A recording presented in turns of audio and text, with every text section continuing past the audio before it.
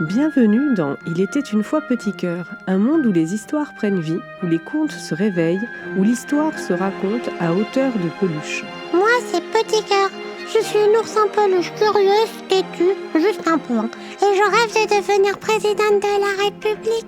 Elle pose des questions, interrompt les récits, cherche la vérité derrière les légendes et adore vraiment beaucoup les bonbons et les grandes idées. Si tu aimes les contes qui font rire, réfléchir et parfois même voyager dans le temps, alors reste avec moi. Parce que les histoires ici, c'est tout un programme. Allez, ouvre grand tes oreilles et ton imagination. Aujourd'hui, nous allons découvrir l'histoire du petit chaperon rouge. Attends, je vais chercher mon doudou et un bonbon. Mais c'est pas l'heure des bonbons. Prends ton doudou. Oui, mais si j'ai un petit crepin dans l'histoire. Et puis, elle commence quand d'abord, cette histoire? Il était une fois, dans un lointain pays, une enfant que tous appelaient le petit chaperon rouge. Bah, pourquoi il l'appelle comme ça?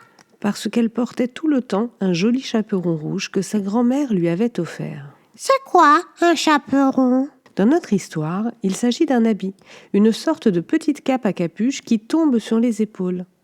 Ce jour-là, alors que le petit chaperon rouge jouait dans le jardin, sa mère l'appelle. « Mon enfant, ta grand-mère est malade. Pourrais-tu lui porter ce panier? Je lui ai fait les gâteaux qu'elle aime tant, un peu de fromage et de la confiture. Surtout ne traîne pas. Suis bien le chemin, ne te laisse pas distraire, ne parle à personne et reviens à la maison avant la tombée de la nuit. » Évidemment, elle va pas faire ça. Sinon, il n'y aura pas d'histoire. Toujours les héros, ils écoutent pas les bons conseils. Tu veux raconter l'histoire à ma place ? Non, vas-y. Le petit chaperon rouge accepte avec plaisir, prend le panier et file vers la maison de sa grand-mère.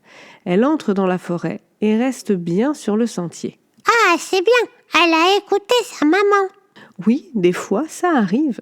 Dans cette même forêt rôdait un loup affamé, qui, en voyant la jeune fille, se léchait les babines, en pensant au délicieux dîner qui l'attendait. Mais il décida de ne pas agir immédiatement. On pourrait le voir. Mais des fois, les loups, ils sont pas méchants des fois. Oui, des fois.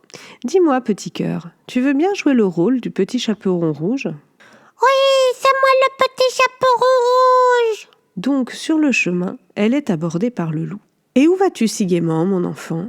Chez ma grand-mère, elle est malade. Et où vit-elle, ta grand-mère ? Au bout du chemin, la maison dans la clairière. Et tu l'aimes beaucoup, ta grand-mère, pour lui porter un si lourd panier ? Bah oui, elle est gentille, ma grand-mère. Et tu ne voudrais pas lui porter des fleurs aussi ? Il y en a de bien belles dans cette forêt. Ma maman, elle m'a dit de bien rester sur le chemin et de ne pas traîner. Quelques minutes, pour quelques fleurs.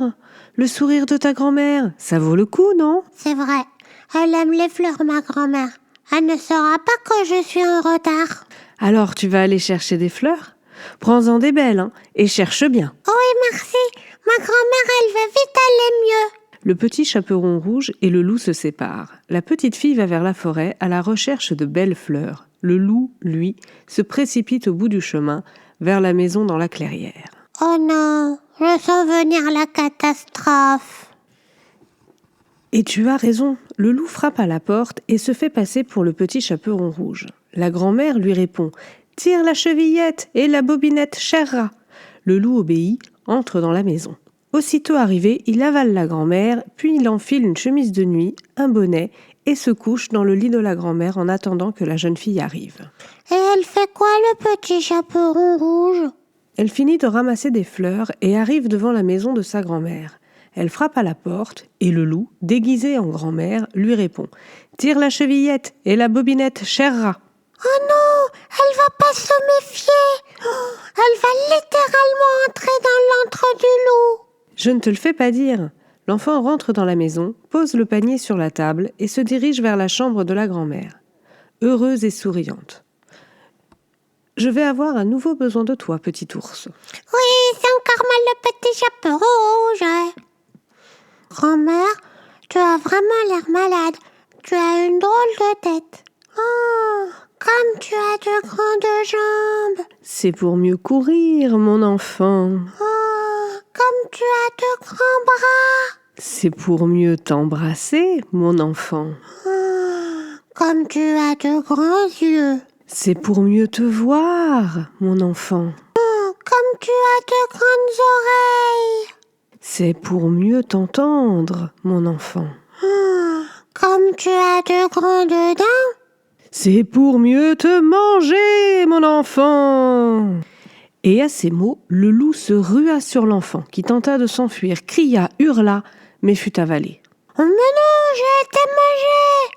Oh, c'est pas juste du tout. Oh, à la prochaine fois, c'est moi qui fais le loup. Tu es sûr? Laisse-moi te raconter la suite avant de décider. C'est pas fini, il y a une suite. Je veux la suite. Oui, il y a une suite. Non loin de la maison, un chasseur guette sa prochaine proie. Il surveille les alentours, suit les traces, quand tout à coup, il entend un cri. Il connaît bien la forêt, il y chasse souvent et il se doute que le cri vient de la maison de la grand-mère. Il s'y précipite, il connaît la maison, ouvre la porte et sur le lit, il trouve le loup, endormi, repu d'avoir tant mangé.